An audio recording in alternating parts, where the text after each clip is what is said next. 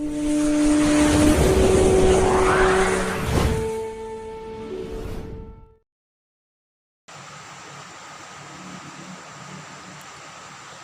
Tuan, sebanyak 16 rangkang bilik santri Pondok Pesantren Pompes Syekhuna Kapasesak, Kecamatan Trumon Timur, Kabupaten Aceh Selatan, Kamis 23 April 2020, hangus terbakar.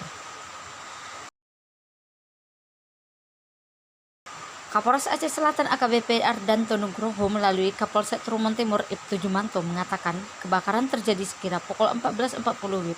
Pompes Syekhuna Kapasesak tersebut dipimpin Tengku Muhammad.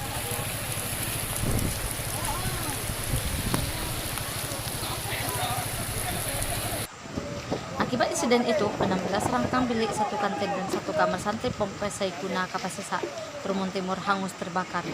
Penyebabnya kebakaran diduga arus pendek listrik. Tidak ada korban jiwa dan barang-barang santri yang terbakar, katanya.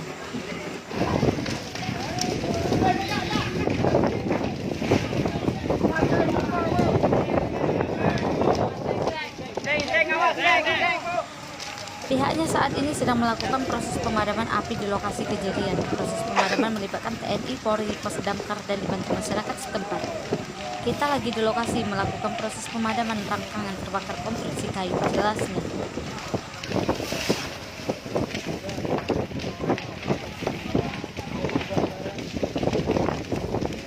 Kayu bawah desa dah gitu.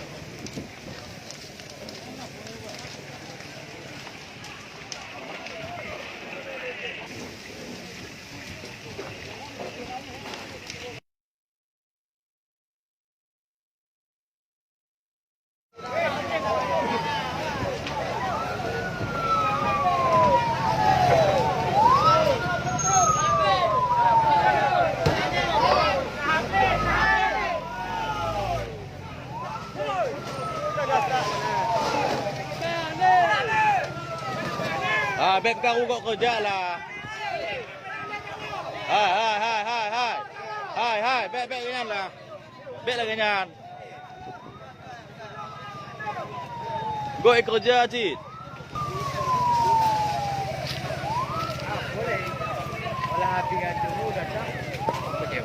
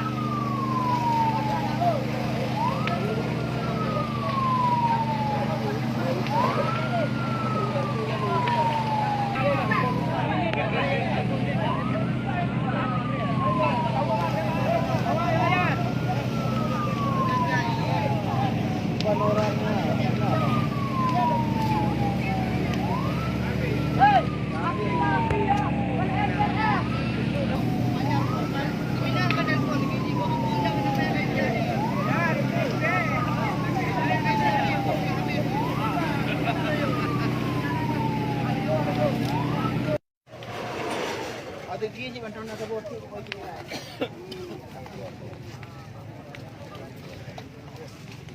kawan. Nampak tu aja. Cok yang dia.